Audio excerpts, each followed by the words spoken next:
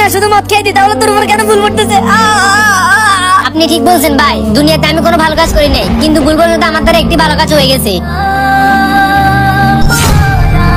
আর তুই তো সারা জীবন মদ খেয়ে পার করে দিছস। তোর তো একটা ছোট বোন আছে, ওকে বিক্রি করে কি মদ কিনে ফেলছস?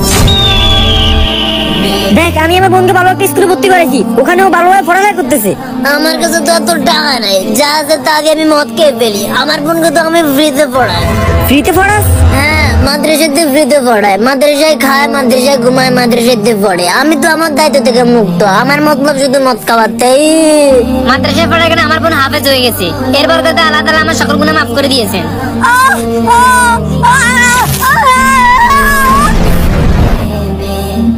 হে আল্লাহ, তোমার শুকরিয়া। কমেন্টে বলি আলহামদুলিল্লাহ।